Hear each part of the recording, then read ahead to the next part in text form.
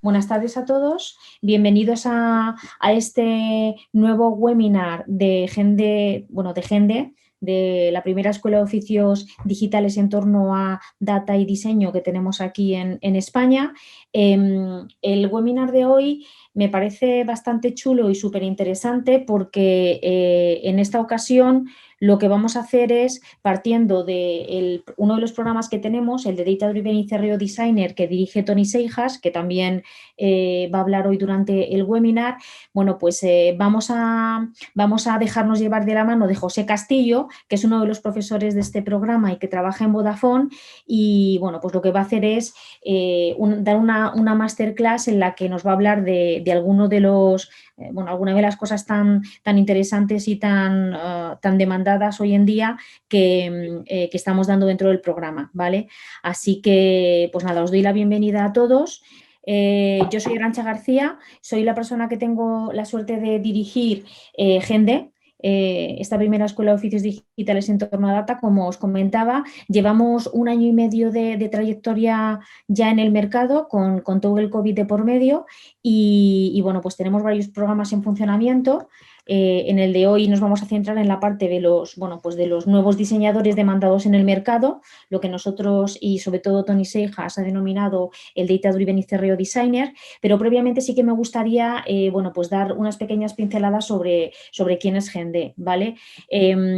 Somos una aceleradora de talento digital cuyo objetivo es, y nuestra obsesión es, formar a personas que se quieran convertir en profesionales en distintas competencias en torno al dato y en este caso a la mezcla entre dato y diseño. Sabéis que ahora mismo en el mercado hay una tendencia a que exista una confluencia entre data y diseño y cómo data está cambiando la profesión de los diseñadores y poniéndola ante nuevos retos. Y bueno, pues ahí estamos nosotros, ¿vale? Para formar a gente que quiera empezar a cubrir esas nuevas vacantes que existen en el mercado laboral español y que quedan actualmente sin cubrir, ¿vale? Somos una escuela muy centrada en el Learning by Doing. Bajo toda la capa de data trabajamos con distintas tecnologías, todos nuestros programas son muy prácticos, toda la gente que asiste a ellos tiene acceso a distintas herramientas y tecnologías con las que puede hacer toda la capa práctica del programa.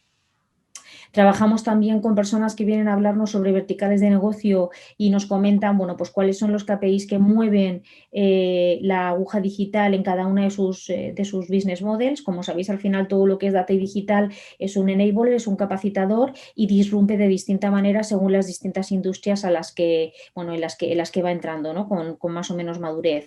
También incorporamos un módulo de habilidades soft skills, porque tan importante es la capa hard como pues el manejarse en los nuevos entornos donde sé que siempre digo lo mismo, pero es que sigue siendo una realidad, ¿no? El hecho de tener que trabajar en compañías donde por un lado tú estás a lo mejor pues en un squad de Agile, pero a la vez también trabajas con una organización jerárquica de la antigua usanza, ¿no? Por decirlo de alguna manera, que no es tan antigua porque sigue estando también vigente. Y como no, también tratamos el tema del Agile bajo una óptica bastante más que práctica, bastante diferente, porque lo que hacemos es hablar de cuáles son las patologías a las que los equipos de Agile se enfrentan cuando tienen que trabajar en distintos tipos de empresas hoy en día. Vale, ¿cuál es la esencia de nosotros como Gende? Bueno, pues en nuestro mindset está la pasión por el aprendizaje y por la capacitación, ¿vale? Siempre con un enfoque súper práctico, atención al detalle. Somos una escuela muy cercana con los alumnos. Ahora mismo tenemos tres programas, dos programas funcionando, uno ya terminado y seguirá la siguiente, y la nueva edición saldrá en febrero. Y bueno, pues en la escuela, siendo formación presencial flexible, donde la mayor parte de los alumnos han optado por venir en presencial con todas las medidas de seguridad, aunque todo también lo hacemos por streaming y queda registrado en nuestro campus para que cualquiera lo pueda ver en diferido, pero realmente los alumnos se sienten muy a gusto en la escuela, tanto por todo el tema de las medidas del COVID como por la cercanía con la que son tratados por los profesores, por los directores de programa y por lo que es el staff propio de la escuela, ¿no? Vale, el ambiente es súper colaborativo y bueno, hay un lema que tenemos todos dentro de la escuela, que además nos lo han inoculado todos los profes y los directores de programa, que es, bueno, pues la curiosidad por seguir aprendiendo y la humildad, ¿no? Porque un punto muy interesante que sucede aquí, y Tony lo puede confirmar porque es un ejemplo viviente de ello, es que Tony, por un lado, nos dirige un programa, él da clase en el programa de Data Driven y CRO Designer, pero a la vez nos va contando en qué otros programas se está apuntando él para aprender nuevas cosas, a la vez que él lleva todo el área de diseño en Garaje de Ideas y trabaja con distintos clientes desde la agencia. O sea que al final es como un totum revolutum muy loco, pero que por otro lado es necesario pues vivirlo de esa manera para estar a la última y para poder también volcarlo hacia los demás, ¿no? Es que esto va Vale. demasiado rápido, Arantxa. Sí, efectivamente, así es, así es.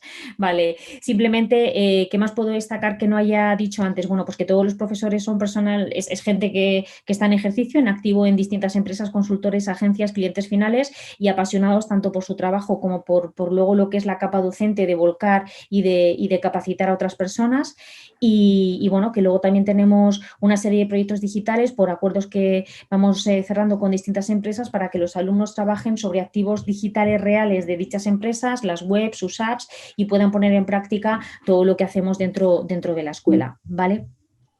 Bien, todo lo que se habla en la escuela está relacionado con el ciclo de vida del dato, ¿vale? Desde cómo se recolecta esa información, cómo se analiza, cómo se hace el delivery tanto interno como externo y luego cómo se activa el dato, ¿vale? Eso lo relacionamos con todas las tecnologías que hay en cada una de estas fases del ciclo de vida del dato. Y lo último que os quería comentar, antes de ya dar paso a José en primer lugar y luego a Tony, son los 4 programas que tenemos ahora mismo en funcionamiento en la escuela, ¿vale? Por un lado tenemos el rol o la profesión que ya se lleva conociendo más en el mercado porque pues lleva ya un par de años con bastante demanda profesional. Solamente os doy el dato de que ha habido un 29% de incremento de vacantes en España de analistas digitales desde marzo, ¿vale? Cuando empezamos con el confinamiento hasta noviembre del 2020, ¿vale? Ya con ese dato os lo digo todo, ¿no? En la parte del analista digital.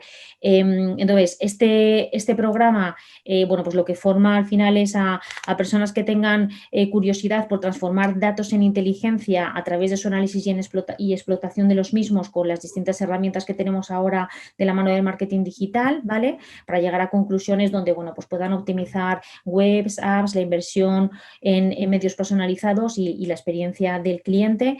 Hay una gran bifurcación en cuanto a las profesiones que se están derivando de lo que es el analista digital, ¿vale? Y eso lo abordamos en el programa también. Y el director de programa que tenemos para este programa, valga la redundancia, es Benito Peral, que es el que dirige la parte de Data Driven en Samsung, y Ana María Martín Pozuelo, que es la Head de Customer Strategy en Merkel Divisadero, que es la primera consultora de data que hay en España, ¿vale? La próxima edición de los analistas digitales empieza ahora en febrero del 2021 y la última terminó en diciembre, justo antes de Navidades. Otro de los programas que tenemos es el de Marketing Technologies.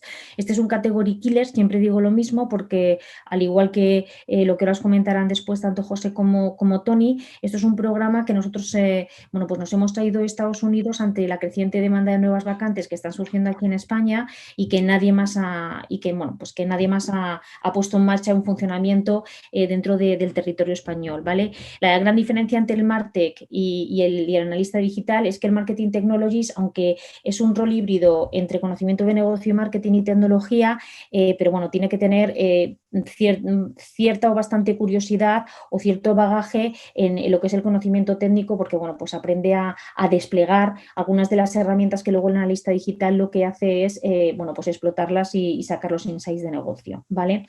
El que dirige este programa es Nacho Couceiro, que es el Head of Digital Sales Analytics en BBVA, y bueno, pues ahora mismo está terminando la edición actual en la escuela y la siguiente arranca en marzo de este año, ¿vale?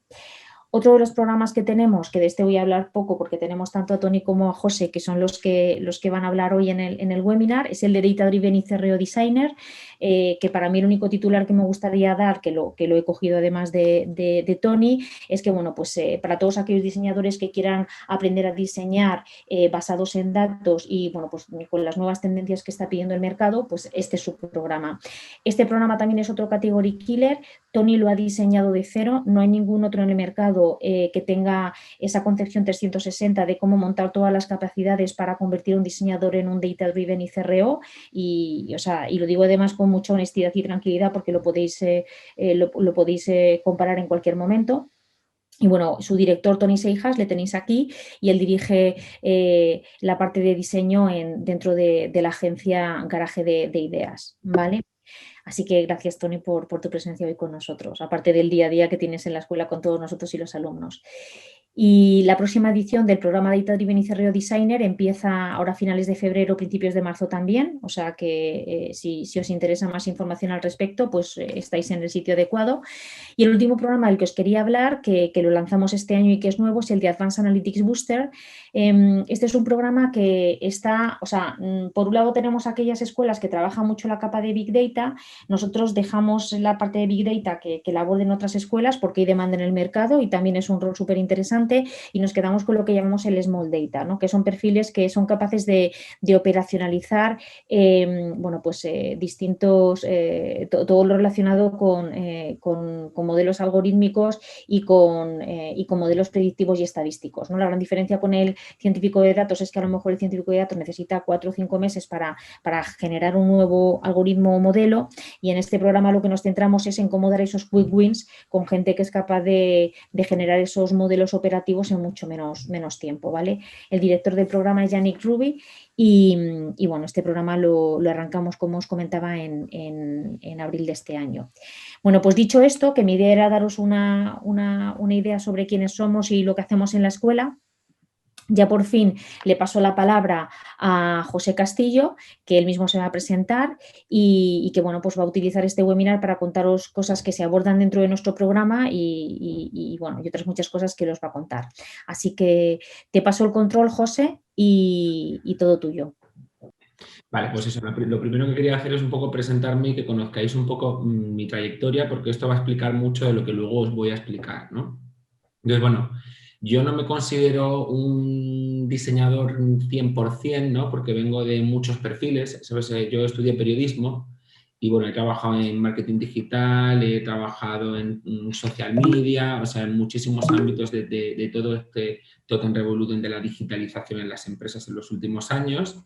Los últimos 4 años estoy liderando el equipo de diseño en Vodafone España, ¿vale? Hemos vivido un crecimiento muy rápido y bueno, todo lo que os ha contado antes Arantxa y seguramente lo que os cuente después Tony, pues toda esta parte de cómo ver cómo toda la parte del dato ha llegado a la parte del diseño, pues la he vivido casi de primera mano, ¿no? En el día a día, ¿sabes? En mi puesto de trabajo.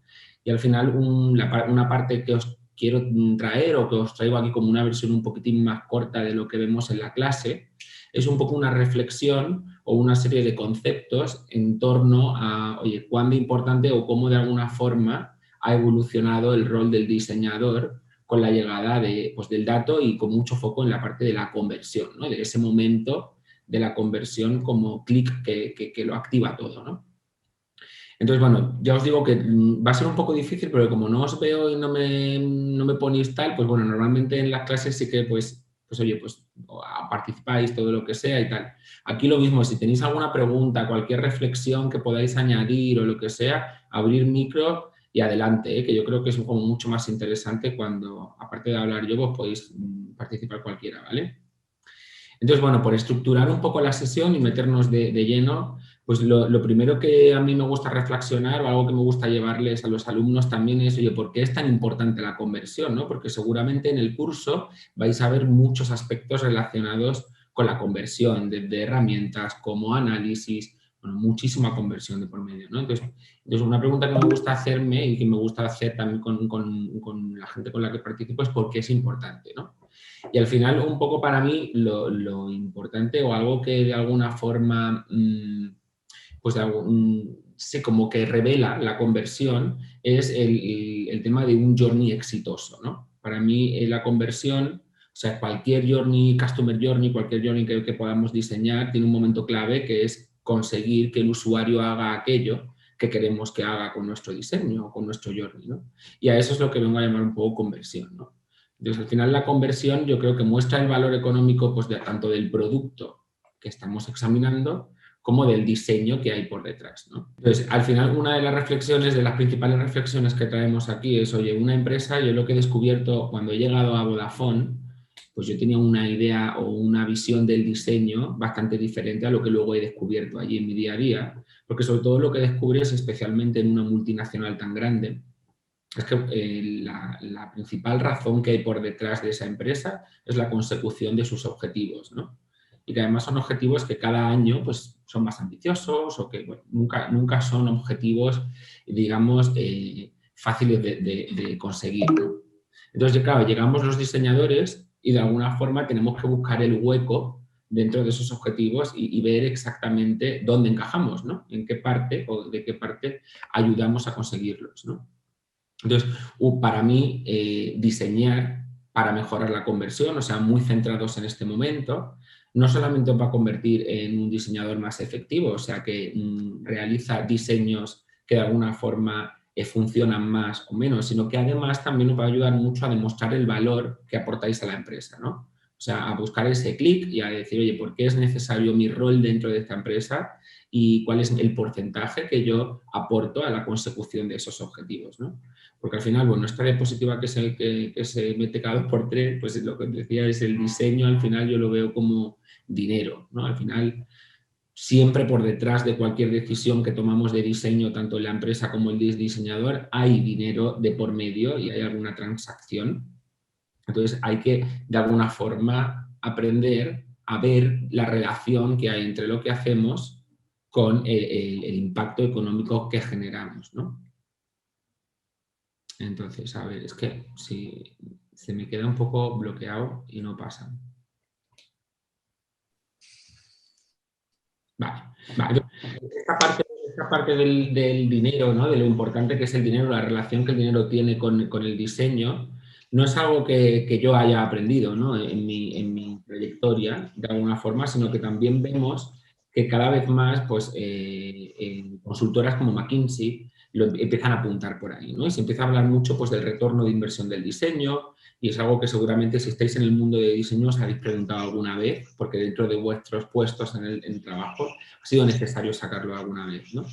Entonces, al final, por ejemplo, McKinsey lo que nos dice, en un análisis que hizo hace unos años y que donde utiliza el término del Design Index de las empresas, que es un índice, lo que nos dice el Design Index es que las empresas que son más maduras en diseño, las empresas que invierten más en diseño o tienen de alguna forma procedimientos o metodologías de diseño aplicadas en el core de la empresa, tienen muchísimos más beneficios, tanto en revenues como en el return a los stakeholders, ¿sabes? En lo que pueden dar a sus accionistas, ¿no? Entonces, las grandes empresas que invierten en esto tienen más beneficio, por lo tanto, la relación es totalmente directa. Vale, entonces, al final, yo lo que veo, lo que he visto un poco en mi experiencia, es que sí que dentro de las empresas el diseñador de UX sí que cada vez más, y digo cada vez más porque todavía hay empresas que están en ese journey, pues al final los diseñadores sí que somos un poco la voz del cliente, ¿no? O nos tienen en cuenta pues para diseñar productos o para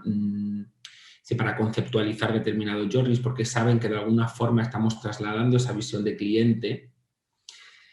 Pero en lo que tiene que ver con el momento a la conversión, que es aquello en lo que especialmente, si habláis de conversión, por lo menos en las empresas en las que yo he estado, vais a tener a mucha gente alrededor y muchos oídos abiertos, ¿no? Porque al final es algo que interesa mucho.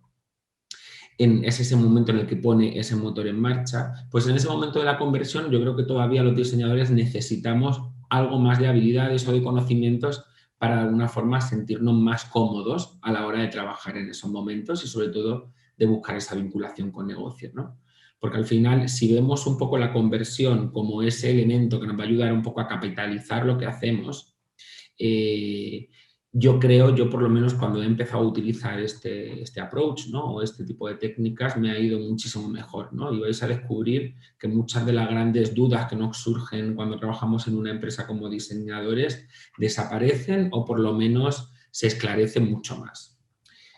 Y vale, ¿y por qué nos pasa esto, no? Nos podemos preguntar, oye, ¿por qué los diseñadores de repente no tenemos este colmillo tan afilado, ¿no? En la parte de ventas, ¿no? O de dinero, ¿no? Pues mira, yo hacía una búsqueda hace poco de lo que se considera como un vendedor, o lo que si buscas un vendedor en Google, estas son las imágenes que te aparecen, ¿no? Que son imágenes, pues oye, pues un poco, pues de esa persona, pues de un concesionario que te trata de alguna forma de engañar o te trata de alguna forma de dirigir.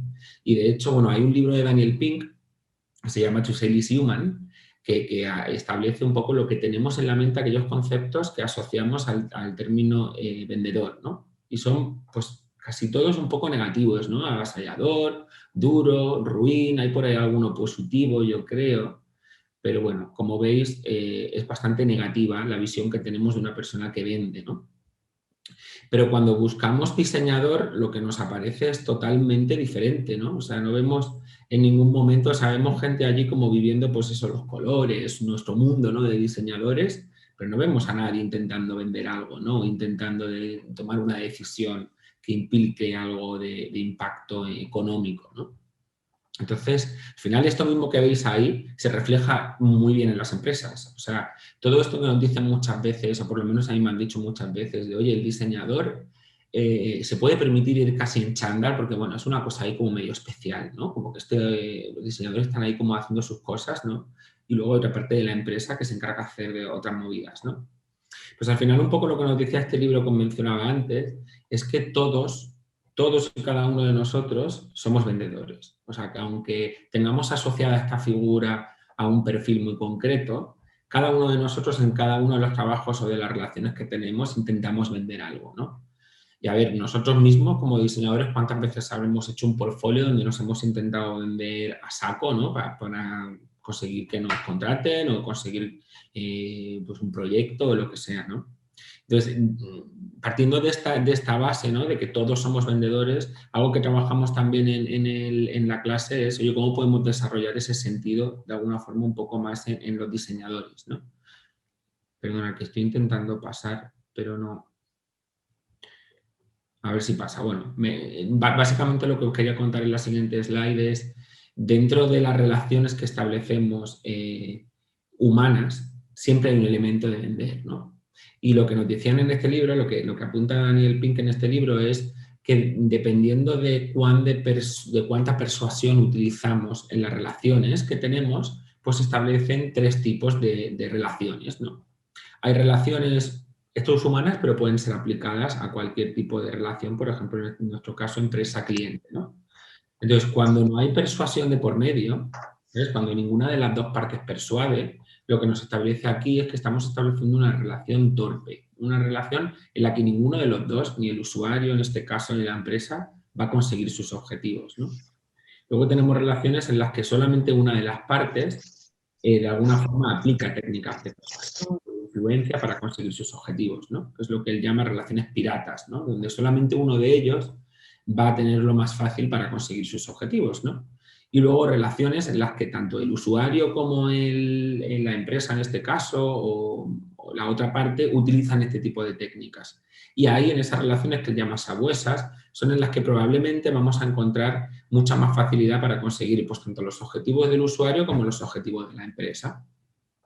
Y al final, bueno, lo que hemos aprendido es que, bueno, pues, por ejemplo, hablando de la persona que navega en Internet o compra en Internet, o bueno, que es básicamente donde nos centramos gran parte, yo por lo menos en mi trabajo, ellos ya tienen un conocimiento suficiente del medio y de las técnicas que se utilizan y ellos mismos utilizan ya sus técnicas de persuasión. Por lo tanto, casi siempre vamos a estar en la parte de sabuesos, ¿no? O sea, nos enfrentamos a un cliente o a un usuario que ya conoce estas técnicas. Por lo tanto, algo a lo que animo siempre a este tipo de clases o a este tipo de audiencias es, de alguna forma, a perderle el miedo a utilizar ese tipo de técnicas de persuasión siempre que se utilicen pues, de la mejor forma, ¿no? Para conseguir sus objetivos. Luego está también el debate que es muy interesante, que es el debate de la manipulación, ¿no? Cuando una de las partes de alguna forma intente persuadir, pero utilizando técnicas que, bueno, que no son igual tan fair, ¿no? O tan limpias, ¿no? Y ahí es donde entramos en el ámbito de la manipulación. Entonces, bueno, la reflexión un poco a la que llegamos un poco como introducción es, oye, ¿cómo podemos pasar, ¿no?, del modelo de este diseñador que tenemos en mente, muy centrado en sus propios modelos, sus propias metodologías, sus propias herramientas, y empezar a aprender cada vez más de otro tipo de elementos que existen en las empresas y que nos van a ayudar sobre todo a capitalizar mucho nuestro aporte como diseñadores, ¿no? Vale, y luego una parte que a mí me parece muy interesante dentro de este journey que hablamos, ¿no?, de pasar de este diseñador a este, digamos, businessman, por así decirlo, es, bueno, empezar a reflexionar sobre determinadas cosas que están pasando en los negocios, ¿no? A mí me gusta mucho, o sea, seguramente habéis visto este diagrama 50.000 veces, ¿no? El de la innovación, diseño, está bastante manido, ¿no? Tú esto lo ves y buscas innovación y te parece esto, ¿no? Entonces, y te lees los casos de éxito de las grandes empresas donde parece que ya han conseguido esto, ¿no?, donde parece que el diseño ya es una realidad, y dices, bueno, pues es que ya lo tenemos hecho, ¿no? De hecho, yo mismo, en mi experiencia, ¿sabes?, con diseñadores, gente de mi equipo, gente con la que trabajo, siempre tendemos mucho a compararnos con estas empresas, ¿no?, donde creemos que la parte del diseño pues es algo que ya está totalmente conseguida y donde creemos que vamos a llegar y vamos a tener ahí un paraíso, ¿no?, de alguna forma para empezar a crear nuestras cosas y listo, ¿no? Pero luego si indagas un poquitín más, lo que vemos es que, o lo que he podido ver es que los diseñadores que están en esas empresas realmente son bastante expertos en tema de business, ¿no? Y están casi más, no todos, pero gran parte de esas empresas tienen en sus comités de dirección a gente de diseño. Gente de diseño que no está allí simplemente creando wireframes, ¿no?, o creando pantallas, sino que está tomando decisiones bastante estratégicas, ¿no? Entonces, bueno, yo aquí me preguntaba, pues eso, que realmente tenemos que de alguna forma capacitarnos como diseñadores de una serie, pues, de lenguaje de negocios o de técnicas o de metodologías que nos van a ayudar a llegar hasta ahí, ¿no? Sobre todo si queremos de alguna forma que nuestro diseño impacte en la empresa en la que estamos, ¿no? Bueno, aquí siempre os menciono un vídeo, que es el vídeo este que habla un diseñador en la UX London 2018, una convención, estas que se hacen como de hablar de UX, un tal Paul Adams, que hablaba o sea, me gusta mucho su charla y si tenéis la oportunidad de echarle un ojo, porque bueno, habla un poco de que se acabó un poco esta era de mirarnos al ombligo como diseñadores, ¿no? Y que dice, bueno, que los diseñadores hemos pasado una época de totalmente estar todo el rato hablando de lo nuestro, de quejarnos de lo que pasa en las empresas y de estar todo el rato, ¿no?, en esta burbuja, y que de alguna forma tendríamos que también o sea, ver eso desde arriba y ver que, bueno, no somos tanto víctimas de ese entorno empresarial, sino que somos parte de él y que tenemos un rol que cumplir, ¿no? Y bueno, es bastante guay la charla, por si tenéis la oportunidad de echarle un ojo. Vale, entonces, bueno, en definitiva, lo que os quería decir con esto es que, bueno, si entendemos el modelo de negocio de la empresa o las estrategias que hay por detrás o cómo funcionan las mentes de aquellos que están tomando decisiones de negocio, vamos a pasar muchísimo menos tiempo explicando el valor del diseño, que es algo que yo veo que, bueno, es una cosa recurrente en todos los diseñadores, tanto que conozco en la escuela o que he conocido en otros ámbitos, siempre me dicen, joder, tardamos mucho o pasamos mucho tiempo dentro de la empresa intentando explicar cuán importante es nuestra tarea, ¿no? Entonces, lo que vengo a decir es, si entendemos eso, veréis que vais a pasar menos tiempo explicando esto y más tiempo realmente diseñando, ¿no? Y bueno, una cosa que esto es muy por encima, ¿vale? Ya te digo que en la clase lo vemos con mucho más detalle, pero bueno, cosas como, por ejemplo, las estrategias genéricas de Porter, ¿no? Pues si entendemos, por ejemplo, estos modelos de negocio, que son unos, o sea, no es que sean los únicos que hay, pues de alguna forma entenderlos nos puede ayudar a entender también determinadas decisiones de negocio, ¿no? Entonces, aquí os hacía un ejemplo de, a ver, un segundín, a ver si pasa. Mira, tenemos una pregunta por aquí que nos preguntaba Esther, si los diseñadores nos centramos también en la parte de las ventas, ¿quién se centrará en la parte más humana del producto? Yo lo que os quiero decir con esto es, o sea, no quiere decir que el diseñador se tenga que centrar en la parte de las ventas. Obviamente, como diseñadores nosotros tenemos un rol bastante establecido dentro de las empresas. Lo que yo os animaría a preguntar o a preguntaros es, primero, no somos los únicos que nos vamos a centrar en la parte humana del producto. Hay mucha gente dentro de la empresa que se dedica a esta parte. Nosotros como diseñadores es verdad que tenemos gran parte en esta parte de la tarta, pero no toda. Y segundo es que es totalmente compatible. O sea, de hecho, yo creo que, por lo menos donde yo creo que radica mucho el éxito de muchos diseñadores es en entender esta parte de ventas y de alguna forma contrastarlo o intentar aplicarlo con este otro tipo de metodologías, si queréis llamarlas más design-centric, ¿no? Entonces, bueno, por ejemplo, los modelos de Porter, es que no me pasa, estoy viendo a ver si... Vale. Entonces, por ejemplo, dentro de los modelos de Porter, que no sé si muchos de vosotros no los conocéis, bueno, son modelos de negocio, al final lo que nos vienen a explicar son la forma en la que se fundamenta la empresa, ¿no? Entonces, si hay empresas, por ejemplo, que están más basadas en costes, pues de alguna forma sus estrategias de diseño van a tener que adaptarse a ese tipo de estrategias, ¿no? Entonces, pues yo qué sé, empresas que son más precio-driven o que al final tienen mucho más foco en precio, seguramente si estáis trabajando en una de esas empresas, tanto los product owners como la gente de negocio, toda la gente que hay alrededor de vosotros va a estar muy centrado en ese modelo. Entonces, si lo entendéis, va a ser mucho más fácil poder articular diseño dentro de esa empresa, ¿no? O, por ejemplo, mira, a mí me ha pasado mucho, yo no sé a vosotros, pero muchos diseñadores, por ejemplo, vienen a Vodafone y te plantean o te intentan comparar muchas veces con un Apple. ¿Sabes? Es que el Apple, digo más en la parte de diseño, ¿vale? En plan, podríamos coger ideas de Apple o mira qué página tan limpia, ¿no? Podríamos aplicar cosas de este estilo, etc. Entonces, esto está bien, este tipo de diseño está muy bien, pero cuando el modelo de negocio que hay por detrás lo soporta, ¿no? Por ejemplo, Apple claramente tiene un modelo de diferenciación de producto, ¿no? O sea, son productos únicos y los usuarios están dispuestos a pagar más. Por lo tanto, igual, tanto las páginas que veis como los productos que vais a ver van a estar muy product drive, como lo llamo, van a tener mucha más presencia esos productos, te lo van a explicar muchísimo mejor, porque es donde radica, de alguna forma, su naturaleza, ¿no? O incluso, yo qué sé, muchos también diseñadores, ¿no? O tendemos a compararnos con aquellas empresas las que igual están como mucho más centradas en las necesidades de usuario, ¿no? Por ejemplo, un N26, ¿no? Que es una empresa que al final, para diferenciarse del resto de bancos, pues tiene que ofrecer, se está centrando en un segmento muy concreto, en un público muy concreto, que lo tiene muy bien estudiado, sabe cuáles son sus necesidades y al final la forma de dirigirse a ellos pues va muy a través de entender lo que hacen y ofrecer productos que se adapten mucho a ellos. Eso, por ejemplo, en un Vodafone, pues en un Vodafone en algunas partes del negocio te puedes permitir hacer esa, otras partes igual no tanto, ¿no? Porque hay otra serie de condicionamientos de negocio por detrás. Entonces, bueno, al final un poco la reflexión con todo esto es un poco animaros a ver cómo esos modelos de negocio de alguna forma tienen un impacto directo en el diseño y que vosotros como diseñadores es interesante que de alguna forma desarrolléis esa cultura, ¿no? Vale, hasta aquí todo bien.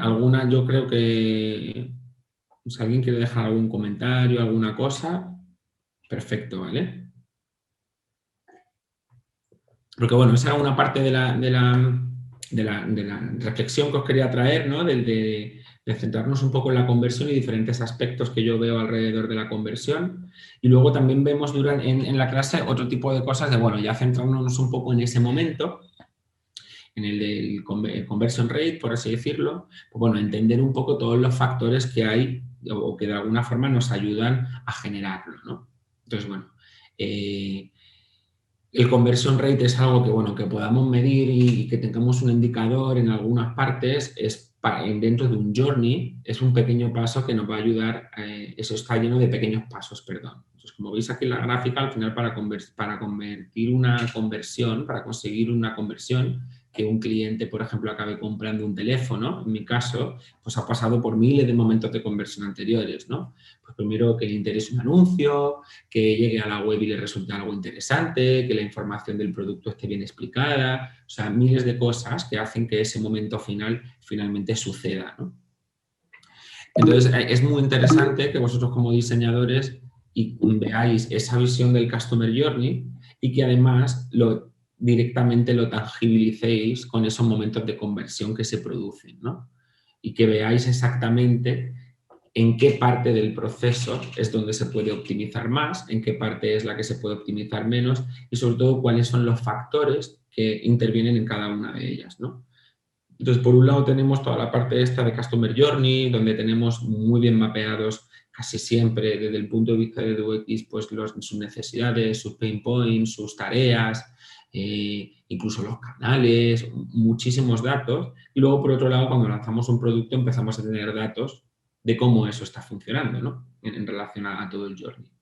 Entonces es muy interesante de alguna forma animaros a empezar a tener esta visión siempre de vuestro Customer Journey, siempre que esté en vivo, ¿no? Y que al final os familiaricéis con todos estos datos y que veáis, bueno, que al final hay temas que están muy bien expresados desde un punto de vista de objetivos de usuario. Por ejemplo, aquí, en este caso, imaginaos en un catálogo de móviles que al final quiero que acaben comprando. Pues, por ejemplo, en el listado, el objetivo del usuario es que de alguna forma ayudarle a que elija entre esos productos. Eso sería un poco nuestro user task que tenemos en esa página, ¿no? Pero por otro lado, la conversión nos va a venir dada por un tema muchísimo más cuantificable, ¿no? Que son los clics que hace el usuario en esas cartas de producto que tenemos. Entonces es interesante que veáis la relación que se establece entre sus objetivos y aquellos indicadores que nos van a ayudar a medir el éxito de esa tarea, ¿no? Que tienen en ese momento del journey. Y luego, pues, también vemos un poco que el conversion rate, aunque vemos que, bueno, hay gran parte que nosotros podemos hacer con el diseño, hay que entender todos los factores que rodean a esa conversión, ¿no? Tanto endógenos como exógenos.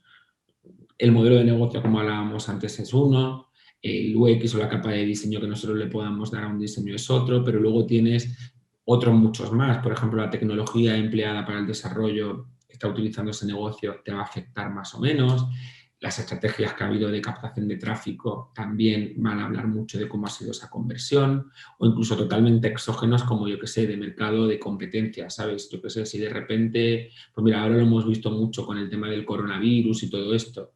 Si de repente cierran todas las tiendas, por alguna extraña razón, pues puede ser que tu conversion rate en la web aumente, ¿no? Y no se debe a que tengas un diseño mejor o tal, es que ha cambiado un factor totalmente exógeno que ha hecho que eso haya cambiado, ¿no? Entonces es interesante ver un poco todos los aspectos que de alguna forma intervienen en ese ratio de conversión. Y bueno, un poco ya para finalizar o para ir dándoos alguna pista ya de técnicas o de cosas que vemos un poquitín más con más detalle, pues hablamos mucho sobre técnicas de persuasión, ¿no? Y en este caso, yo en una de las clases, porque luego hay muchas clases que también hablan de persuasión y de técnicas de influencia, tanto para aplicarlas en el diseño, pero a mí me gusta dar una vuelta y ver un poco cómo las pueden aplicar o cómo un diseñador puede aplicar eso en el diseño, pero también cómo lo podemos aplicar para la venta interna y para dentro de tu empresa poder vender un producto, ¿no? Porque al final la venta, las mismas técnicas que utilizamos para venderle al cliente, las podemos utilizar para venderlo internamente y acabar consiguiendo lo que queremos, ¿no? Entonces, esto es algo en lo que a mí me gusta también de alguna forma poner mucho foco, ¿no? Antes lo hablaba también Arantxa en la parte de la escuela, ¿no? Cuán importantes son las soft skills y cuán importante no es solamente capacitar a un perfil en la parte técnica, sino también en la parte de alguna forma más blanda, porque muchas de estas cosas y de la activación del dato y de la utilización del dato en un entorno tan cambiante, al final va a depender mucho de las estrategias que podamos llevar a cabo y muchas de las estrategias van a tener que ver, por ejemplo, con esto, ¿no? Con convencer a tus stakeholders de determinada decisión, ¿no? Entonces, bueno, aquí hacemos un repaso de cómo podemos de alguna forma utilizar técnicas de persuasión pues para poder convencer a nuestro usuario, desde el diseño centrado en un usuario, como en el diseño centrado en la conversión, ¿no? Cómo lo podemos utilizar también para demostrar pues, que este diseño tiene sentido, ¿no? Y que la empresa debería invertir de alguna forma o dar ese paso, ¿no? Entonces, aquí tocamos, por ejemplo, las de persuasión de Robbie Cialdini, que son 7 principios, el de compromiso y coherencia, reciprocidad, prueba social, autoridad, simpatía, escasez y unidad. No voy a entrar ahora mismo en detalle en cada uno de ellos, pero lo que vamos haciendo es ir viendo pues, en detalle cada uno de ellos y ir viendo cómo lo podemos aplicar en nuestro día a día y en nuestro diseño, ¿no? Por poneros algún ejemplo. El de autoridad, pues sabéis que es un principio que, bueno, pues si algo viene de alguna forma probado o por ejemplo, te dicen probado dermatológicamente testado, ¿no? Pues es un tema que al final hace que la gente se interese más por eso, ¿no? De alguna forma confíe más por eso, ¿no? Pues técnicas de esas que podemos aplicar en nuestros diseños para que de alguna forma confíen más en nuestro producto, también lo podéis utilizar en vuestro día a día, ¿no? Y también lo podéis utilizar cuando vais a vender una idea de diseño a tu stakeholder, a tu jefe o a lo que sea, ¿no? Pues de alguna forma diciéndole, pues mira, yo lo he hecho, de hecho, en esta charla con vosotros, cuando os decía, mira, no digo yo que tiene de alguna forma impacto económico el diseño, sino que lo dice McKinsey, ¿no? Pues ahí estoy utilizando un poco ese principio de autoridad. Muy bien, bueno, pues también os quería traer como una especie de ejercicio, que no es, realmente es como un ejercicio, un caso práctico o un ejemplo, ¿no? De temas en los que todo esto que os he contado de alguna forma se tangibiliza en el día a día de una empresa, ¿no? Entonces, yo que os pongo el ejemplo de un formulario, ¿no? Algo que es como muy sencillo. Entonces, tenemos que diseñar entre hacer un formulario A o B, y como diseñadores, ¿qué vamos a hacer siempre? Pues lo que vamos a intentar es aplicar cualquier ley nuestra de diseño y decir, bueno, pues cuanto menos campos, pues mucho mejor, ¿no? Porque el usuario va a tener menos fricción y de alguna forma vamos a ayudar a que esa conversión suceda, que es totalmente pues eso, real, y seguramente tenemos razón, ¿no? Desde el punto de vista de aplicándole nuestras normas de diseño centrado al usuario, eso va a ser así. Ahora, te viene marketing, o sea, tú vas a marketing y le dices, mira, pues es que he estado analizando los datos que pedís y yo dejaría simplemente los sencillos, o sea, los que no son casi obligatorios, y así vamos a aumentar el conversion rate, ¿no? Y vale, te viene marketing y te dice, bueno, pero es que yo quiero meter también, le quiero pedir, yo qué sé, el teléfono, pues porque considero que es esencial meterlo. Entonces, eso que se puede convertir en una conversación de miles de reuniones y que se puede escalar a mil de gente y tal, mediante diseño centrado en la conversión podemos ayudar mucho a solventarlo. Entonces, es tan fácil como, mira, hagamos un test en el que tengamos la opción A y la opción B, la opción con teléfono, la opción sin teléfono. Vemos cuál es realmente el conversion rate de cada uno de los dos, ¿no? Imaginaos, pues tenemos la opción A un 10 y la opción B, pues como ya nosotros adelantábamos como diseñadores, un poquito mejorada, ¿no? Entonces, cuando tengamos ese dato, vamos a ser capaces de capitalizar cuánto nos cuesta meter o no meter el teléfono, porque realmente ya lo podemos asociar a un coste. Y entonces, cuando esto lo tenemos, realmente nuestra conversación va a cambiar mucho. O sea, porque si no es lo mismo decirle a marketing, mira, pues yo te lo pondría o no te lo pondría por diseño, que decirle, mira, el coste de meter este teléfono son 10.000 euros, imaginemos. Porque hemos asociado que, bueno, pues la diferencia del conversion rate entre uno y el otro nos suponen 10.000 ventas, ¿no? O 10.000 lo que sea. Son 10.000 euros. Ahora, el beneficio que vamos a sacar como compañía a la hora de preguntar ese teléfono, ¿merece la pena? O sea, porque igual te dice marketing, bueno, pues que yo teniendo ese teléfono, aunque sea muchísimo, aunque me cueste 10.000 euros, voy a hacer campañas que es que el valor X va a ser, yo que sé, 20.000, 30.000 euros. Entonces, vale, ahí pues hemos llegado a un acuerdo. Hemos llegado a un acuerdo y además como diseñadores de repente vemos que, bueno, para la empresa realmente no estamos opticalizando, o sea, no estamos poniéndole una barrera al usuario para conseguirlo, estamos asumiendo un conversion rate un poquito más bajo, pero la empresa está ganando, por otro lado, otro tema que igual tiene mucho valor económico. En mi experiencia, cuando llegáis a esta conversación y le decís, mira, el coste es esto, directamente marketing te dice, bueno, no te preocupes, que era una idea que tenía yo de meterlo, no lo hacemos, ¿no? Entonces, también un poco lo que os quiero decir con este tipo de ejercicios, también como diseñadores, si empezáis a tener ese discurso o empezáis a utilizar este tipo de técnicas, vais a dar un salto cualitativo, ¿no? de cara a la hora de la defensa de vuestros diseños o a la hora de, sí, de alguna forma conseguir los objetivos que tenéis en mente. Y bueno, al final aquí lo teníamos todo un poco más explicado. Pero bueno, esa era un poco la idea que os quería traer al final, ¿no? Por alguna forma para que vieseis un poco cómo se puede aplicar, ¿no? De qué forma todo esto que os he contado y que os lo he intentado contar como súper rápido y sin tener feedback vuestro directo, pues al final son temas que luego acabamos aplicando y que acabamos también dándole una entidad muy práctica, ¿no? Para que veáis cómo ir aplicando esto en vuestro día a día os puede ayudar. Creo que ha sido súper pertinente la pregunta de Esther, porque, bueno, creo que al final es justo, como diseñadores, estamos todo el rato un poco como equilibristas, ¿no? Tratando de confrontar, por un lado, los business outcomes, ¿no? Como los resultados de negocio que son absolutamente necesarios y que son al final lo que nos hace movernos dentro de las empresas. Y por otro lado, los user outcomes, que son al final pues esos cambios de comportamiento o esas necesidades latentes que son las que vamos cubriendo con nuestros productos y bueno, pues lo que va haciendo cambiar de una cosa a otra, ¿no? Eso decía, pues que creo que estamos todo el rato en ese equilibrio y al final, desde mi punto de vista, pues nosotros como diseñadores lo que tenemos que buscar es justamente esto, ¿no? Facilitar unos entornos, unos espacios de trabajo donde todo el mundo esté informado, donde se potencie la creatividad y donde se potencie la colaboración para tomar justo las mejores decisiones, ¿no? Esas decisiones que hay que ir tomando día a día prácticamente para ir evolucionando nuestros productos con los diferentes objetivos. Y decía, la pregunta de Esther me ha parecido muy acertada, pero es que la respuesta de José aún más. ¿Por qué?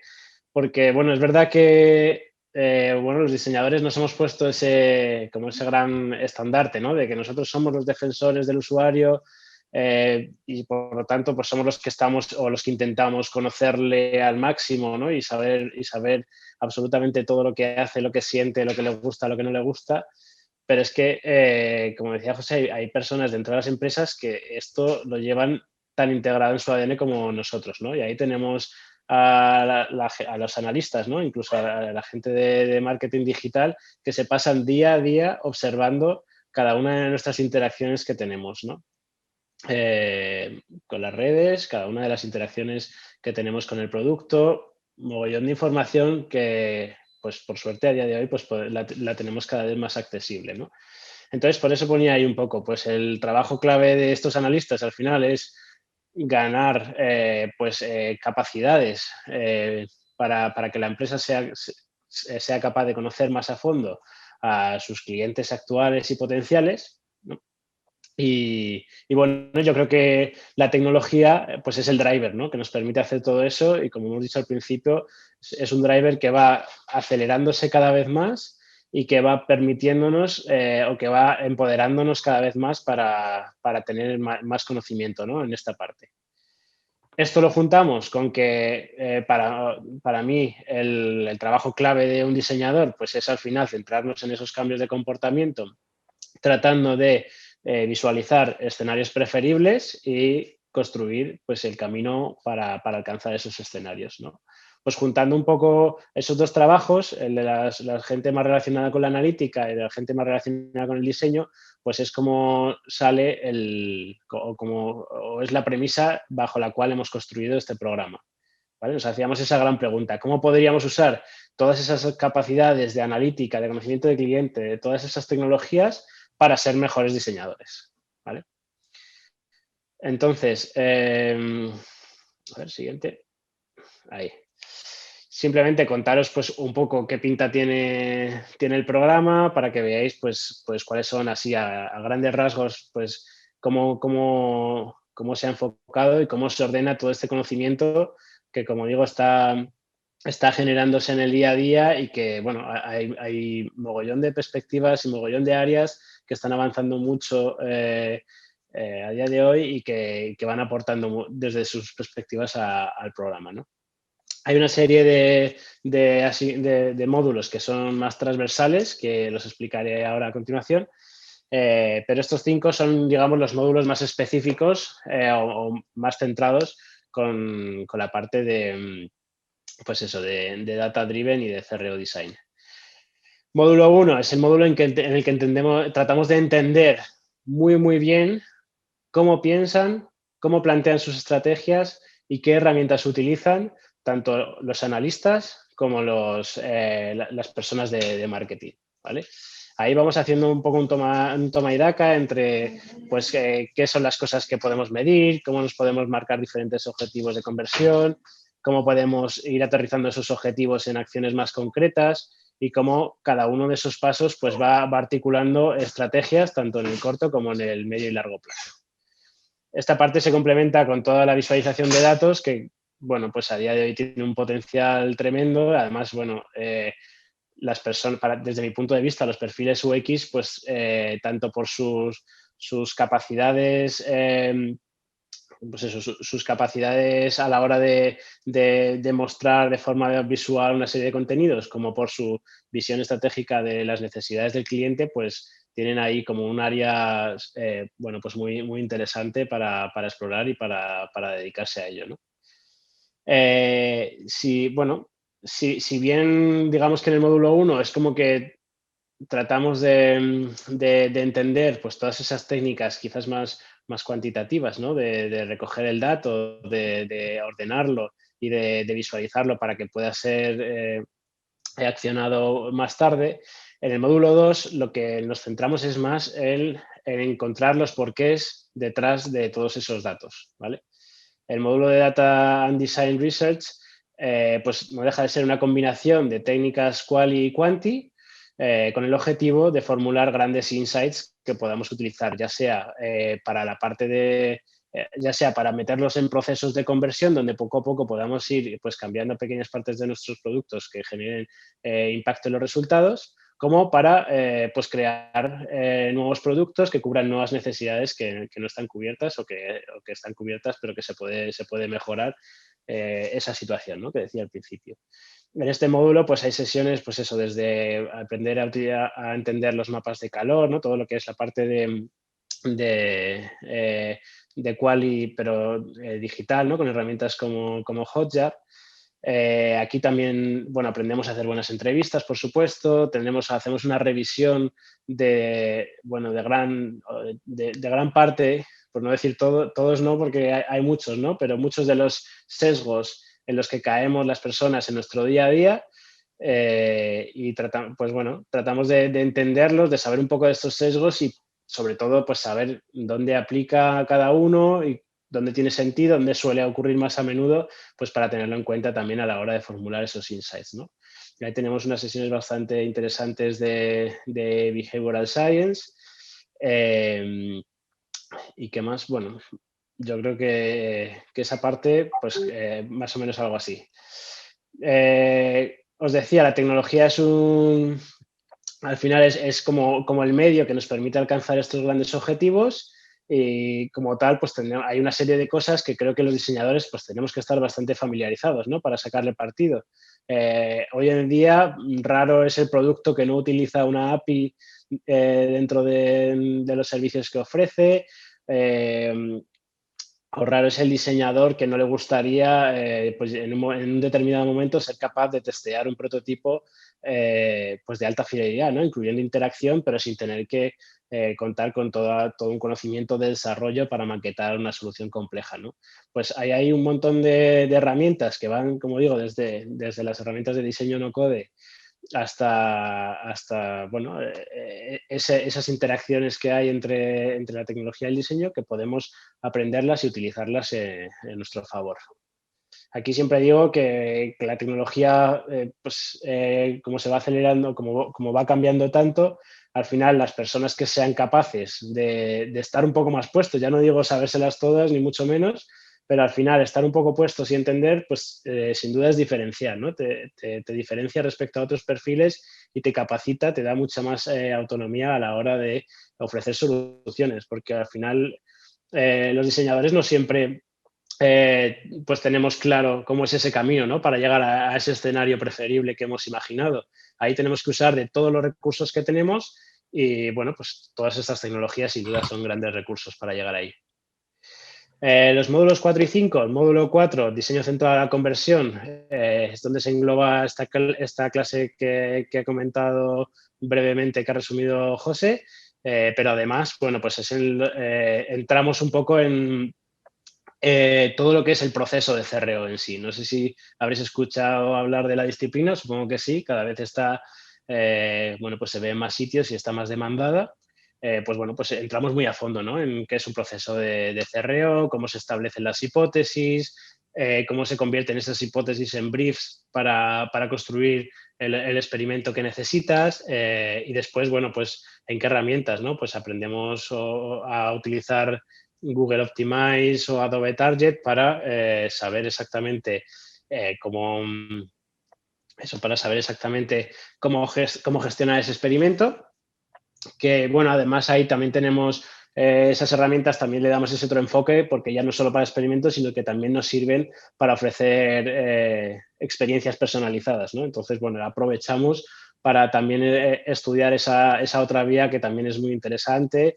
Incluso, pues, hablamos ligeramente de la utilización de los gestores de contenido, los DAM, que pues nos permiten hacer muy eficiente toda esa experimentación y personalización de nuestros productos, ¿vale?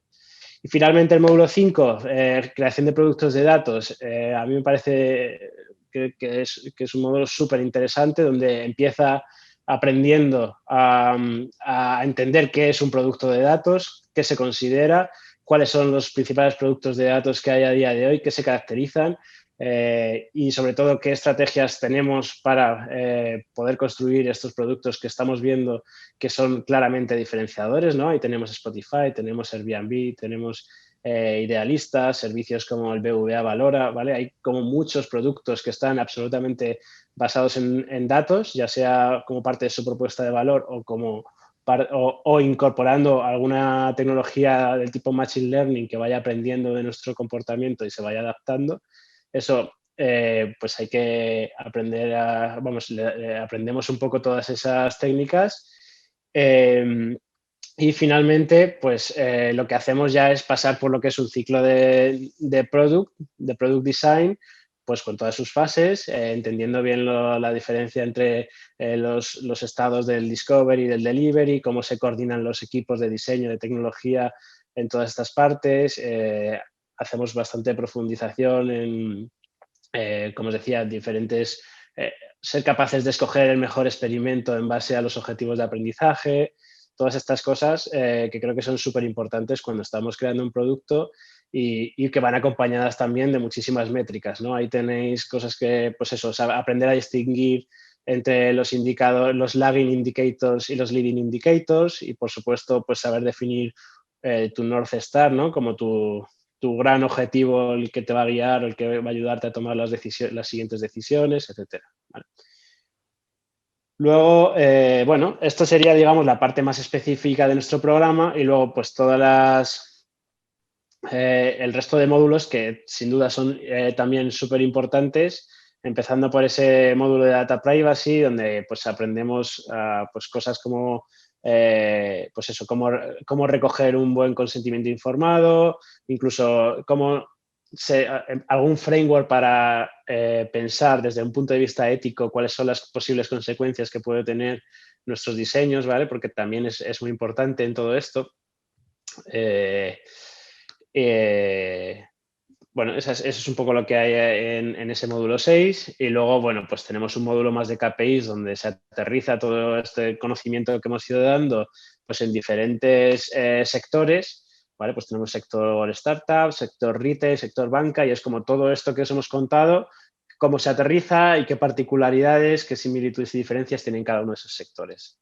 La cultura Agile es fundamental. Desde un punto de vista absolutamente práctico, necesitamos estar súper familiarizados con esta forma de trabajar, entenderlo, pues igual que hace unos años se decía que había que hablar inglés, ahora hay que hablar Agile o trabajar Agile, y por lo tanto, pues seremos bastante intensos en esa parte para que todo el mundo pues salga absolutamente, bueno, pues eso, cómodo con esa forma de trabajar.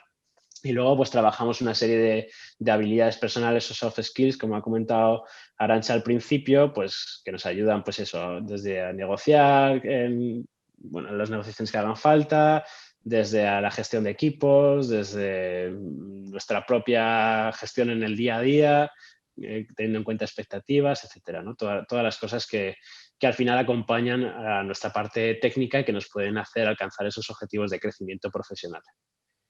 por último, deciros que todo el programa va acompañado de un proyecto digital en el que vamos tangibilizando todos los conocimientos. Este proyecto digital se trata de una empresa real que nos cede el acceso a su data, y a partir de ahí pues podemos empezar a, pues, siguiendo el hilo de los diferentes módulos, pues entender, hacer una auditoría de todo lo que se está midiendo, de todos los eventos que tiene la página web, de todo todos los datos que nos sea posible recoger desde su punto de vista y en su contexto y en su sector. Tratamos de convertir toda esa información en insight, construimos un roadmap de experimentación y finalmente pues tratamos de expandir el producto hacia una nueva propuesta de valor y, a ser posible, pues basada en datos, ¿no? Que es lo que hemos estado aprendiendo todo el curso. Vale, bueno, pues nada, nos habéis conocido un poquito más, aquellos que os habéis incorporado por primera vez a este webinar, otros ya veo que ya empezáis a ser clásicos adheridos a nuestros webinars, de lo que también nos alegramos muchísimo. Nada, solo comentaros que mañana y pasado mañana, mañana y la semana que viene tenemos otros 2 webinars relacionados, uno con la profesión del analista digital y con Google Analytics 4, que sabéis que Google Analytics ha sacado una nueva versión que ha revolucionado todo el concepto de cómo recolectar y explotar pues toda la información. Y la semana que viene otro webinar relacionado con nuestro programa de Marketing Technologies y también en modo Masterclass, ¿vale? Así que lo hemos puesto por el chat y si queréis seguir en contacto con nosotros, pues podéis seguirnos en redes sociales, ¿vale? Dar las gracias tanto a José Castillo como a Tony Seijas por el tiempo que nos han dedicado y los conocimientos que han compartido con nosotros.